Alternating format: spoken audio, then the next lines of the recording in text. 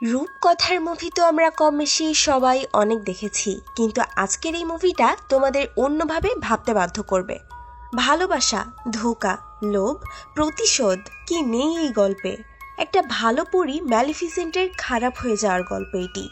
কতটা খারাপ হয়েছিল তার সাথে, কিভাবে তাকে ধোঁকা দিয়েছিল তারই ভালোবাসার মানুষ। বন্ধুরা, আজকে আমরা এই গল্পটাই জানতে চলেছি। হে বন্ধুরা, তোমাদের সাথে আছি আমি রূপা, আর তোমরা দেখছো সিনেম্যাটিক ফ্লো। গল্পটি শুরু করার আগে বলে রাখি, তোমরা যারা এখনো আমার চ্যানেলটিকে সাবস্ক্রাইব করোনি তারা প্লিজ আমার চ্যানেলটিকে সাবস্ক্রাইব করে দাও। মুভি শুরু হয় মিষ্টি একটি মেয়েকে দেখানোর মাধ্যমে, যার বয়স 10 কি 12। তার মাথায় একটি শিং এবং পিঠে বিশাল বড় 2টি ডানা ছিল। যে মেয়েটির নাম ছিল ম্যালিফিসেন্ট। আসলে ম্যালিফিসেন্ট ছিল ছোট্ট একটি পরী। সে জাদুর একটি জঙ্গলে বসবাস করত। ম্যালিফিসেন্ট এখনো বাইরের দুনিয়া দেখেনি। তার কাছে এই জঙ্গলের সবকিছু অনেক পছন্দের ছিল, এমনকি সে আজ অবধি কোনো মানুষকেও দেখেনি। সেই জাদুর জঙ্গলে মানুষ ছাড়া প্রায় সব ধরনের ক্রিয়েচার বসবাস করত। অদ্ভুত সব প্রাণীরা সেখানে ঘুরে বেড়াতো। একদিন ম্যালিফিসেন্ট জঙ্গলে উড়ে বেড়াচ্ছিল। সে সময় সে একটি ছোট্ট ছেলেকে দেখতে পায়। সে প্রায়ই তারই বয়সের ছিল। তখন ম্যালিফিসেন্ট ছেলেটাকে বলে, তুমি কে? এখানে তুমি কি করছো? সেই ছেলেটা ম্যালিফিসেন্টকে বলে, আমি পাশের এক রাজ্যে থাকি। আমি এখানে একটা হিরে দেখতে পেয়ে সেটিকে নিয়ে নেই। ম্যালিফিসেন্ট ছেলেটার কাছ থেকে হীরাটা নিয়ে নেয় এবং তাকে বলে, আমার সাথে চলো, আমি তোমাকে তোমার রাজ্যে পৌঁছে দেই।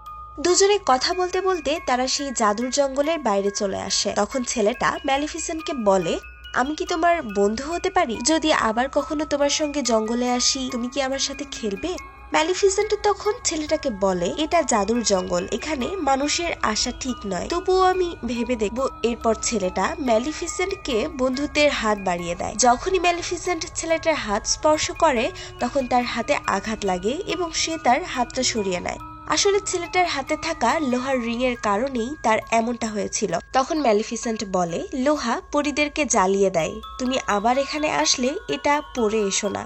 এরপর সেই ছেলেটা মানুষের রাজ্যে ফিরে যায়। ছেলেটি যে রাজ্য থেকে এসেছিল সেই রাজ্যের রাজা এই জাদুর জঙ্গলটিকে দখল করে নিতে চায়। ছেলেটির বাবা মা কেউ বেঁচে ছিল না। ধীরে ধীরে ছেলেটার সাথে ম্যালিফিসেন্টের বন্ধুত্ব হয়ে যায়। দুজনের মাথায় এটা ছিলই না যে তাদের রাজ্য একে অপরের শত্রু। তারা দুজন একসাথে খেলতে থাকে, আর এভাবেই কয়েকটা বছর কেটে যায়। এখন তারা দুজনেই বড় হয়ে গেছে এবং তারা একে অপরকে অনেক পছন্দও করে। ম্যালিফিসেন্টের এখন মনে হয় মানুষ পরীদের শত্রু নয়, তারা অনেক ভালো। ম্যালিফিসেন্ট আসলে এটা জানতো না লোভ বলেও একটা ব্যাপার মানুষের মাঝে আছে। একদিন জঙ্গলে বসে একা একা ম্যালিফিসেন্ট সেই ছেলেটির কথা ভাবছিল। তার মনে পড়ে ছেলেটা প্রথম যেদিন এখানে এসেছিল সেদিন তাকে বলেছিল, যেদিন সে বড় হয়ে যাবে সেদিন সে মানুষের রাজ্য দখল করবে। সেখানে মানুষের রাজার যে রাজপ্রাসাদ রয়েছে সেটিও তার দখলে নিয়ে নেবে। ম্যালিফিসেন্টের এখনো মনে হয় না ছেলেটা লোভী। এভাবে অনেক বছর কেটে যায় এবং ছেলেটা তার কাছে এখন আর আসে না। একদিন ম্যালিফিসেন্ট জঙ্গলে বসেছিল। তখন সে দূরে লক্ষ্য করে মানুষের রাজ্যের রাজা অনেক সৈন্য আর ঘোড়া নিয়ে তার জঙ্গলের দিকে আসছে দখল করার জন্য। ম্যালিফিসেন্ট ছিল সেই জঙ্গলের পরী এবং সে জানে কিভাবে সে তার জঙ্গলকে রক্ষা করবে। সে উড়ে এসে দ্রুত রাজ্যের সৈন্যবাহিনীর সামনে দাঁড়ায়। তখন তাকে দেখতে অনেক পাওয়ারফুল লাগছিল। সে রাজাকে বলে, তুমি আমার জঙ্গলে আসতে পারবে না। তখন রাজা বলে, আমি তোমার কাছে সেটার অনুমতি চাইনি। এই বলে সে তার সৈন্যবাহিনীকে নির্দেশ দেয় ম্যালিফিসেন্টকে মেরে ফেলার। তখন রাজার সৈন্যরা জঙ্গলের দিকে এগোতে থাকে। তখন জঙ্গলের ভেতর থেকে অদ্ভুত সব ক্রিয়েচার রাজার সৈন্যদের উপর আক্রমণ করে। এই ভয়ানক যুদ্ধে রাজার সৈন্যরা ভয়ানকভাবে জখম হয়ে যায়। তখন সব সৈন্যরা সেখান থেকে পালিয়ে যেতে শুরু করে। এর পরের সিনে আমরা দেখতে পাই যুদ্ধে হেরে রাজা মানসিকভাবে বিধ্বস্ত হয়ে পড়েছে। তিনি তার সব মন্ত্রীদের একত্র করে বলেন, তোমরা তো জানোই ওই জঙ্গলে কত মূল্যবান সম্পদ আছে। আমি শুরু থেকেই তোমাদের এটাই বলে এসেছি, আমরা ওই জঙ্গলটিকে দখল করে নিব। কিন্তু এখন আমার যে অবস্থা, আমার মনে হয় না আমি বেশি দিন বাঁচবো আর ওখানে গিয়ে যুদ্ধও করতে পারবো। কিন্তু আমি তোমাদেরকে কথা দিচ্ছি যে ম্যালিফিসেন্টকে মেরে ফেলবে, আমি তার বিয়ে আমার মেয়ের সাথে করাবো। তখন সেখানে থাকা একজন বলে, আমি যাব সেখানে, এই লোকটি কে তার পরিচয় শুনলে তোমরা অবাক হয়ে যাবে। এই লোকটি হলো স্টিফেন, মানে এই সেই ছেলে যে ছোটবেলায় ম্যালিফিসেন্টের সাথে খেলা করত। এর পরের সিনে আমরা দেখি স্টিফেন 10 বছর পরে জঙ্গলে ফিরে যায় এবং ম্যালিফিসেন্টকে খুঁজে বের করে। ম্যালিফিসেন্টকে দেখে জিজ্ঞাসা করে, এত বছর তুমি কোথায় ছিলে? আমাদের বন্ধুত্ব কি তোমার কাছে একটুও গুরুত্বপূর্ণ নয়? তখন স্টিফেন তাকে বলে, আমাকে ক্ষমা করে দাও, আমি আমার জীবন নিয়ে অনেক ব্যস্ত হয়ে পড়েছিলাম, কিন্তু কখনো তোমাকে আমি ভুলে যাইনি। আজ আমি তোমাকে এইটাই বলতে এসেছি, আমাদের রাজ্যের রাজা তোমাকে মারতে চায়, শুধু তুমি তোমার খেয়াল রেখো। এরপর তারা অভিমান ভুলে দুজনে তাদের ফেলে আসা দিনগুলোর কথা বলতে শুরু করে। ম্যালিফিসেন্ট তাকে বলে, আমি তোমাকে ক্ষমা করে দিয়েছি, কিন্তু তখনও ম্যালিফিসেন্ট বুঝতে পারেনি মানুষ কতটা খারাপ হতে পারে। স্টিফেন ছিল অনেক লোভী মানুষ। সে ম্যালিফিসেন্টকে পানির সাথে কিছু একটা মিশিয়ে খেতে দেয়, তার ফলে ম্যালিফিসেন্ট জ্ঞান হারিয়ে ফেলে। এরপর স্টিফেন তার চাকু বের করে ম্যালিফিসেন্টকে মারতে চায়, কিন্তু সে তাকে মারতে পারে না। পরদিন সকালে আমরা দেখি ম্যালিফিসেন্ট ঘুম থেকে জেগে উঠেছে, কিন্তু তার পিঠে প্রচন্ড ব্যথা করতে থাকে। সে পিঠের কাছে তার ডানা কাটার জখম দেখতে পায়, যেটা দেখে সে নিজেই বিশ্বাস করতে পারছিল না। সে জোরে জোরে চিৎকার করে কাঁদতে শুরু করে। তার ভালোবাসা, তার সবচেয়ে কাছের বন্ধু মনে করা মানুষটা তার ডানা কেটে নিয়ে চলে গেছে। অন্যদিকে আমরা দেখতে পাই স্টিফেন ম্যালিফিসেন্টের ডানা কাপড়ে মুড়িয়ে রাজার কাছে নিয়ে আসে আর রাজাকে বলে, আমি আপনাকে দেওয়া আমার কথা রেখেছি। রাজা এটা দেখে অনেক খুশি হয়ে যায়। রাজা তাকে তার মেয়ের সাথে বিয়ে দেয় এবং ওই রাজ্যের রাজা বানিয়ে দেয়। এভাবে লোভী স্টিফেনের স্বপ্ন সত্যি হয়ে যায়। অন্যদিকে আমরা জঙ্গলে ম্যালিফিসেন্টকে দেখতে পাই, যে অনেক উদাস ছিল। সে তার জখমের কারণে ঠিকমতো উঠতেও পারছিল না। ম্যালিফিসেন্ট একদিন জঙ্গলের বাইরে দিয়ে হাঁটছিল। এমন সময় সে দেখতে পায় একটা শিকারী একটা কাককে জালে আটকে রেখেছে। সে এই দৃশ্য দেখে সহ্য করতে না পেরে জাদুর সাহায্যে ওই কাকটিকে মানুষ বানিয়ে দেয়। এটি দেখে শিকারী সেখান থেকে ভয় পেয়ে পালিয়ে যায়। যে কাক মানুষ হয়েছে সে ম্যালিফিসেন্টের কাছে এসে বলে, থ্যাংক ইউ, কিন্তু আপনি এরকম কেন করলেন? তখন ম্যালিফিসেন্ট বলে, আমি বলতে পারবো না, তোমার উপর আমার দয়া হয়েছে। কিন্তু সেই কাক তখন তাকে বলে, এখন আমি সারা জীবন আপনার সেবা করব। আপনি আমাকে যা বলবেন আমি আপনার সব কথা শুনবো। কাক মানুষ হয়ে অনেক খুশি হয়েছিল। তখন ম্যালিফিসেন্ট তার কথায় রাজি হয়ে যায় এবং তার একটি নামও রাখে। ম্যালিফিসেন্ট তার নাম দেয় ডিয়াভেল। এরপর থেকে ডিয়াভেল ম্যালিফিসেন্টকে রাজ্যের সব ইনফরমেশন এনে দিতে থাকে। এরই মধ্যে ম্যালিফিসেন্ট জানতে পারে স্টিফেন রাজা হওয়ার জন্য তার সঙ্গে বিশ্বাসঘাতকতা করেছে। সে এখন মানুষকে ঘৃণা করতে শুরু করে। মানুষের উপর থেকে তার বিশ্বাস একেবারে উঠে যায়। অন্যদিকে আমরা দেখতে পাই স্টিফেনের রাজকুমারীর সাথে বিয়ে হওয়ার পর তার একটি কন্যা সন্তানের জন্ম হয়েছে, যার নাম রাখা হয় প্রিন্সেস অরোরা। বিভিন্ন জায়গা থেকে রাজ্যে মানুষরা রাজপ্রাসাদে আসতে শুরু করে একসাথে এই খুশি উদযাপন করতে, কিন্তু কেউ সেখানে জানতো না সেই উৎসবে রাজপ্রাসাদে কে কে আসছে আর কোথা থেকে আসছে। এই সুযোগে ম্যালিফিসেন্ট রাজপ্রাসাদে প্রবেশ করে। তখন সে সবার সামনে সেই ছোট্ট প্রিন্সেসের জন্য উইশ করতে থাকে। ম্যালিফিসেন্ট তার উইশে বলে, তুমি অনেক মিষ্টি একটি মেয়ে হবে, কিন্তু তুমি যখন তোমার 16 বছরে পা দেবে তখন তোমার হাতে একটি সুই ফোঁটার মাধ্যমে তুমি এমন নিদ্রায় চলে যাবে যা হবে মৃত্যুতুল্য। তখন স্টিফেন তাকে বলে, তুমি কেন এমনটা করছো? তুমি আমার প্রতিশোধ আমার মেয়ের উপরে কেন নিচ্ছ? তখন ম্যালিফিসেন্ট তাকে বলে, আমিও একটি মেয়েই ছিলাম। তোমার কি মনে আছে তুমি আমার সঙ্গে কি করেছো? ম্যালিফিসেন্টের মনে তখনও একটু দয়া ছিল, তাই সে বলে, একটি উপায় আছে। যদি তোমার মেয়ের 16তম জন্মদিনে সত্যিকারের ভালোবাসা খুঁজে পাই তবে তার প্রাণ বেঁচে যাবে। একথা জানিয়ে সে সেখান থেকে চলে যায়। স্টিফেন তখন ভীষণ চিন্তায় পড়ে যায়। তখন সে ছোট ছোট 3টি পরীকে বলে, তোমরা আমার মেয়েকে এখান থেকে অনেক দূরে নিয়ে যাও। যতক্ষণ না পর্যন্ত তার 16 বছর বয়স না হয়ে যায় ততক্ষণ তাকে এখানে আসতে দিও না, নয়তো তার অভিশাপ সত্য হয়ে যাবে। এরপর স্টিফেন বের হয় জঙ্গলে আক্রমণ করার জন্য, কিন্তু সে আক্রমণ করতে পারে না, কারণ জঙ্গলের সীমানাকে ম্যালিফিসেন্ট তার জাদুর মাধ্যমে কভার করে ফেলে। এখন কোনো মানুষই সেই জঙ্গলে প্রবেশ করতে পারবে না। অন্যদিকে আমরা দেখি সেই ছোট্ট 3 পরী স্টিফেনের মেয়েকে নিয়ে অনেক দূরে চলে যায়, কিন্তু ম্যালিফিসেন্ট সেই জায়গাটার কথা আগে থেকেই জানতো।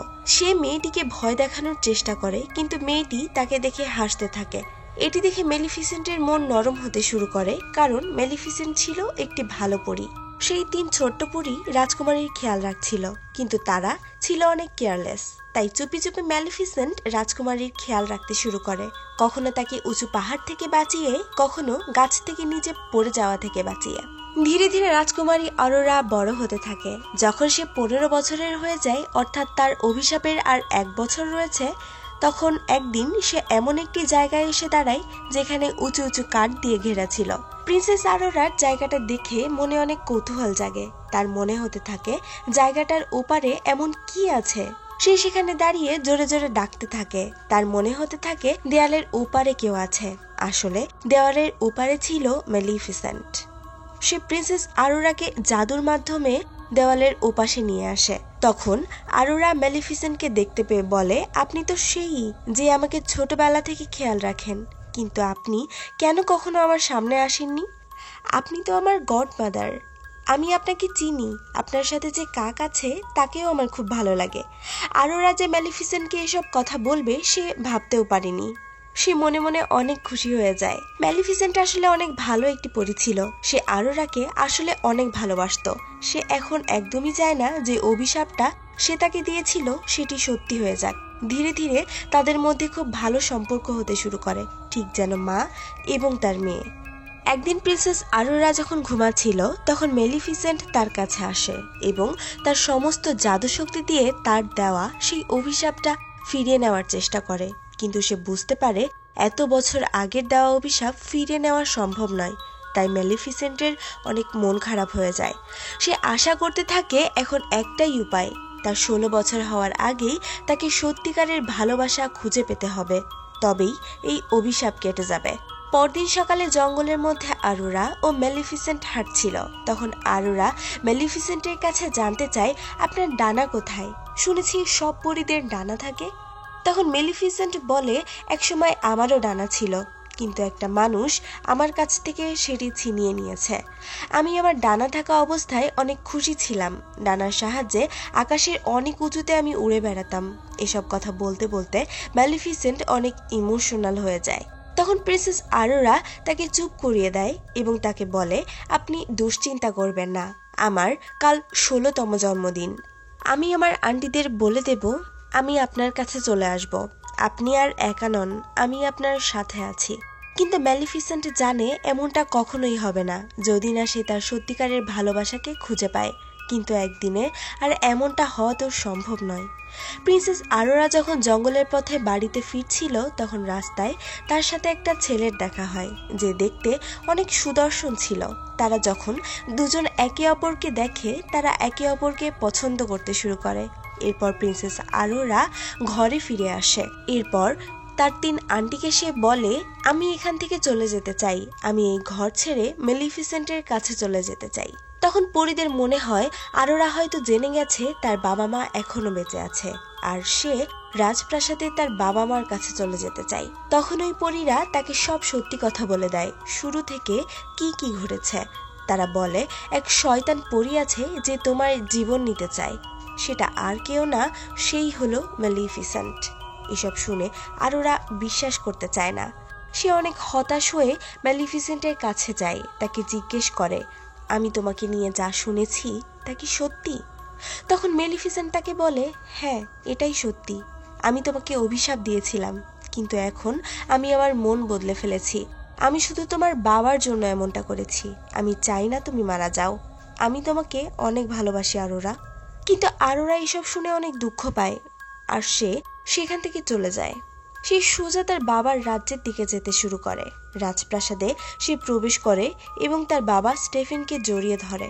সে তার বাবাকে বলে, বাবা, আমি আপনাদের অনেক মিস করেছি। আমি এতদিন ভাবতাম হয়তো আমি একা। কিন্তু অরোরার বাবা ওই 3 পরীর উপর অনেক রেগে যায়, আর সে বলে, আমি বলেছিলাম অরোরাকে তার 16তম জন্মদিনের পর দিনই এখানে আনতে। এত সব কিছু জানার পরও তোমরা এখনই কেন তাকে এখানে এনেছো? এখন তার অভিশাপটা কি সত্যি হয়ে যাবে? স্টেফেন তার লোকজনকে হুকুম দেয় অরোরাকে আবার আগের জায়গায় ফিরিয়ে নিয়ে যেতে, নয়তো তাকে এমন ঘরে বন্দি করে রাখতে যার আশেপাশে কোনো কিছু না থাকে আর কেউ যেন তার কাছে প্রবেশ করতে না পারে। কিন্তু এভাবে তো আর অভিশাপ শেষ করা যায় না। তাই 16তম জন্মদিনের দিন আরোরা নিজেই হেঁটে হেঁটে এমন এক জায়গায় চলে যায় যেখানে অনেক পুরনো যন্ত্রপাতি রাখা হয়েছে, যেখানে গিয়ে আরোরা একটি সুচালো সুইয়ের উপর আঙুল রাখে আর সাথে সাথেই সে বেহুশ হয়ে ঘুমের মধ্যে চলে যায়। আরোরার এই অবস্থা দেখে রাজা অনেক দুশ্চিন্তায় পড়ে যায়, কারণ আরোরা গভীর ঘুমে তলিয়ে গেছে এবং সে কখনোই এই ঘুম ভেঙে উঠতে পারবে না। অন্যদিকে ম্যালিফিসেন্টও এসব জানতে পেরে অনেক কষ্ট পাচ্ছিল, তাই সে ওই ছেলেটির কাছে যায় যে ছেলেটির সাথে প্রিন্সেস আরোরার বোনের মধ্যে দেখা হয়েছিল। তার মনে হতে থাকে এরা দুজন হয়তো একে অপরকে পছন্দ করে। যদি সে প্রিন্সেস আরোরার সাথে দেখা করে হয়তো সে তাকে ঘুম থেকে জেগেও উঠাতে পারে। তাই সে ওই ছেলেটিকে নিয়ে ওই জায়গায় যায় যেখানে আরোরা ঘুমিয়ে রয়েছে। অন্যদিকে 3 পরী তারা রাজাকে বলে, আপনি প্রিন্সেস আরোরার বাবা, আপনি আরোরার কপালে চুমু দিন, হতে পারে সে এতে জেগে যাবে, হতে পারে আপনিই তার সত্যিকারের ভালোবাসা। তখন রাজা স্টেফেন বলে, না, আমি কখনোই কারো সত্যিকারের ভালোবাসা হতে পারিনি, আমি ম্যালিফিসেন্টকে ধোঁকা দিয়েছি আর এই কারণেই এত কিছু হয়েছে। অন্যদিকে ম্যালিফিসেন্ট যখন সেই ছেলেটাকে আরোরার কাছে নিয়ে আসে তখন আরোরার ঘুম ভাঙে না। ম্যালিফিসেন্ট বুঝতে পারে ছেলেটা তার ট্রু লাভ নয়, তাই সে আরোরার কথা ভেবে আরো কষ্ট পায়। সে কাঁদতে শুরু করে। সে আরোরাকে দেখে বলে, আমি তোমাকে অনেক মিস করব, তোমার হাসি আমার সবসময় মনে পড়বে, আমি কখনো তোমাকে ভুলতে পারবো না। এসব বলতে বলতে ম্যালিফিসেন্ট তার কপালে চুমু খায় আর সেখান থেকে চলে যেতে যায়। কিন্তু তখনই তার পেছন থেকে একটি কথা ভেসে আসে, যেও না গডমাদার। আর এই কথাটা প্রিন্সেস আরোরার। হ্যাঁ, প্রিন্সেস আরোরার সত্যিকারের ভালোবাসা ছিল ম্যালিফিসেন্ট, কারণ সেই একমাত্র তাকে মন থেকে ভালোবাসত। প্রিন্সেস আরোরা ম্যালিফিসেন্টকে বলে, আমি আপনার সাথে জঙ্গলে থাকতে চাই। তখন ম্যালিফিসেন্ট তাকে সাথে নিয়ে যায়, কিন্তু তখনই স্টেফেনের সৈন্যরা ম্যালিফিসেন্টের উপর লোহার জাল ফেলে দেয়। এর ফলে ম্যালিফিসেন্টের অনেক কষ্ট হতে থাকে। সে জাদুর সাহায্যে ডিয়াভেল অর্থাৎ সেই কাকটিকে এবার ড্রাগনে রূপান্তরিত করে। ড্রাগনে রূপান্তরিত হলে সে তার মুখ দিয়ে আগুন বের করে চারপাশে থাকা সব লোককে আগুনে জ্বালাতে থাকে। একটু পর ম্যালিফিসেন্ট সেই লোহার জাল থেকে মুক্ত হয়ে যায়, কিন্তু তখনই সেখানে স্টেফেন চলে আসে। সে লোহার আর্মার পরেছিল যাতে সে ম্যালিফিসেন্টকে হত্যা করতে পারে। অন্যদিকে আরোরা সেইখানে পৌঁছে যায় যেখানে ম্যালিফিসেন্টের কাটা ডানাটি এক জায়গায় বন্দি করা ছিল। সেই জায়গায় কাটা ডানাটি নড়তে শুরু করে, যেন দেখে মনে হয় সে বুঝতে পেরেছে ম্যালিফিসেন্ট তার আশেপাশেই রয়েছে। তখন প্রিন্সেস আরোরা সেই ডানাগুলোকে কাচের বক্স থেকে মুক্ত করে দেয় আর তারা নিজে থেকেই ম্যালিফিসেন্টের পিঠে যুক্ত হয়ে যায়। ম্যালিফিসেন্ট এবার উঠতে শুরু করে, সাথে সাথে স্টেফেনকেও তার সাথে উড়িয়ে নিয়ে যায়। কিন্তু তাকে সে নিচে ফেলে দিতে পারে না, কারণ স্টেফেন তার ডানা ধরে রেখেছিল যাতে ম্যালিফিসেন্ট উঠতে না পারে। ফলে একসময় দুজনেই নিচে পড়তে শুরু করে। এমন সময় ম্যালিফিসেন্ট তার ডানা মুক্ত করে উড়ে যায়, কিন্তু এর ফলে স্টিফেন মাটিতে পড়ে যায়। পৃথিবী থেকে এক লোভী স্বার্থপর মানুষের বিদায় হয়, সবকিছু ঠিক হয়ে যায়। পরদিন সকালে আমরা দেখতে পাই ম্যালিফিসেন্ট তার জঙ্গলের সব জাদুর দেওয়ালকে সরিয়ে ফেলে। সব জায়গায় নতুন করে ফুল ফুটতে শুরু করে। ম্যালিফিসেন্ট প্রিন্সেস আরোরাকে বলে, আজকের পর থেকে তুমি এই বনের রানী। এরপর থেকে মানুষের রাজ্য আর ওই জাদুর বনের সবাই মিলেমিশে বসবাস করতে শুরু করে। তারা এতে সবাই অনেক খুশি। এখানেই ম্যালিফিসেন্ট মুভির পার্ট 1 এর গল্প শেষ হয়ে যায়। তো বন্ধুরা, এই গল্পটি কেমন লাগলো আমাকে অবশ্যই কমেন্ট বক্সে জানাও। আজ তাহলে চলি, দেখা হচ্ছে নতুন কোনো গল্প নিয়ে। টাটা।